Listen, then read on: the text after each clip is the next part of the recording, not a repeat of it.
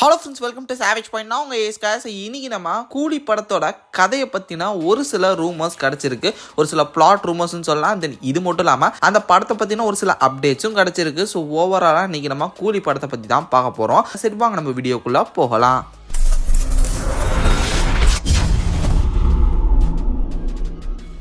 So இப்போ கூலி படம் வந்து பார்த்தீங்கன்னா ஷூட்டிங் கிட்டத்தட்ட முடிஞ்சு, இதுக்கப்புறம் full and fully post production தான். மேபி சின்ன பேட்ச் ஒர்க்ஸ் இருந்தாலும் அது மொத்தமாகவும் ஷூட்டிங் அந்த ஒர்க் ஃபுல்லாகவே இந்த மாதத்துக்குள்ளே முடிஞ்சிடும். அதுக்கப்புறம் போஸ்ட் ப்ரொடக்ஷன் தான். இந்த படத்தோட ரிலீஸை டெஃபினட்டாக ஜூனுக்கு அப்புறம் எப்போ வேணால் எதிர்பார்க்கலாம் அப்படின்னு சொல்லப்பட்டிருக்கு.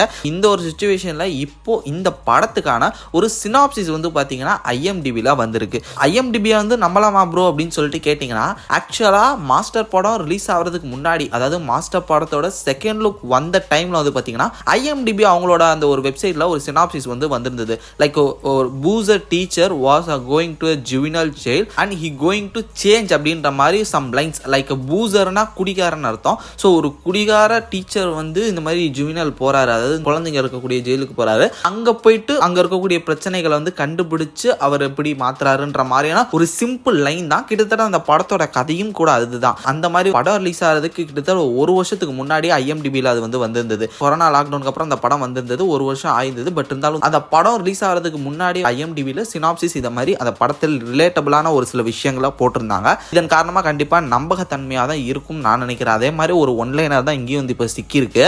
ஒரு ஆளோட இளமை பருவத்தில் அவர் செஞ்ச வேலைகள், அவர் பழிவாங்கின விஷயங்கள் வந்து பார்த்தீங்கன்னா அவரை இப்போ துரத்துறாத மாதிரியான ஒரு கதை அப்படின்னு சொல்லிட்டு நம்ம புரிஞ்சுக்கலாம். இந்த ஒரு ஒன்லைனரை படிக்கும்போது நீங்க டிரான்ஸ்லேட் பண்ணி பார்த்தாலும் அது வந்து குழப்பம். நான் வந்து சிம்பிளாவே உங்களுக்கு வந்து எக்ஸ்பிளைன் பண்ணிடுறேன். ஒருத்தன் சின்ன வயசுல ஒரு சில விஷயங்கள் வேலைகள்லாம் செஞ்சிருக்கலாம். மேபி அந்த ஒரு நேரத்துல அவன் செஞ்ச ஒரு சில வேலைகள், அவன் பழிவாங்கின விஷயங்கள், அவனை பழிவாங்க வந்த விஷயங்கள் இதெல்லாம் தாண்டி இப்போ அவன் என்னவா போய்கிட்டு இருக்கான், அது அவனை என்ன பண்ண போகுது அப்படின்றத வச்சுதான் சினாப்சிஸ் இருக்குது. இது ஆடியன்ஸ் வந்து எப்படி பார்க்க போறாங்க அப்படின்ற மாதிரியான ஒரு சினாப்சிஸ் தான் வந்திருக்கு. இப்படி பார்க்கும்போது லோகேஷ் கனகராஜ் படம்னாலே வந்து பாத்தீங்கன்னா ஒன்னு ட்ரக கடத்துவாங்க, இல்லைன்னா கெட்டவன் வந்து பாத்தீங்கன்னா குழந்தைங்களை வச்சு ஒன்று பண்ணிட்டு இருப்பான். ஸோ அங்க ஏதோ ஒரு சப்ஜெக்ட் இருக்கும், அதை வந்து தடுத்து நிறுத்தர்கள், அதை வந்து எதிர்த்து தான் வந்து பார்த்தீங்கன்னா ஹீரோ சண்டை போடுற மாதிரி இருக்கும். அது மாதிரி கூலியில் என்னவா இருக்கலான்னு பார்த்தீங்கன்னா எனக்கு தெரிஞ்சு கோல்டாக தான் இருக்கும்னு எனக்கு தோணுது. ஏன்னா இந்த படத்தோட ஸ்டார்டிங் டைட்டில் டீசர் அப்போ வந்து பார்த்தீங்கன்னா ஃபுல்லாகவே கோல்டு தான் காமிச்சிருந்தாங்க. கோல்டை தாண்டி சம் வெப்பன் அந்த மாதிரியான விஷயங்களும் இந்த ஒரு படத்தில் இருக்கலாம் அப்படின்னு எனக்கு தோணுது. ஏன்னா ஆல்ரெடி நாகார்ஜுனாவோட ஒரு லீக் வீடியோ ஒன்று வந்திருந்தது. ஸோ அது வந்து பார்த்தீங்கன்னா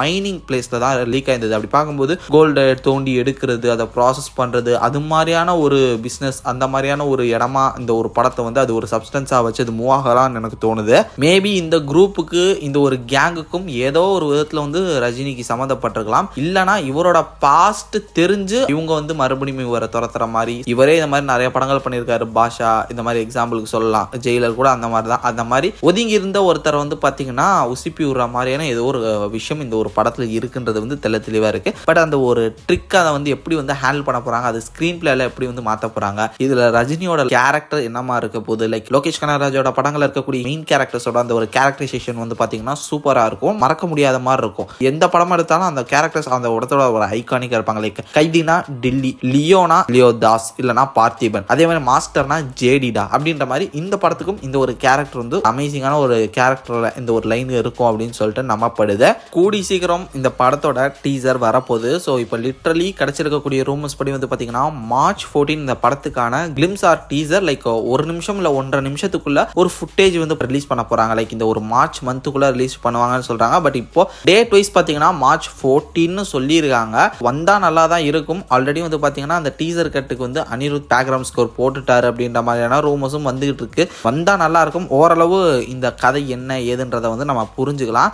ஸோ எஸ், வெயிட் பண்ணி பார்ப்போம். கண்டிப்பா டீசர் வந்ததுன்னா நம்ம சேனல்ல பிரேக் டவுன் போடுவோம். அதெல்லாம் தொடர்ந்து பார்க்கறதுக்கு மறக்காம நம்ம சாவேஜ் பாயிண்ட் சேனலை சப்ஸ்கிரைப் பண்ணி அந்த பெல் ஐகானை பிரஸ் பண்ணிக்கங்க. தென் நீங்க இந்த கூலி படத்தை பத்தி என்ன நினைக்கிறீங்க மறக்காம கீழே கமெண்ட் செக்ஷன்ல மென்ஷன் பண்ணுங்க. அடுத்த ஒரு இன்ட்ரெஸ்டிங்கான வீடியோல நாளைக்கு மீட் பண்றாத வரைக்கும் tata bye bye, take care from A Square.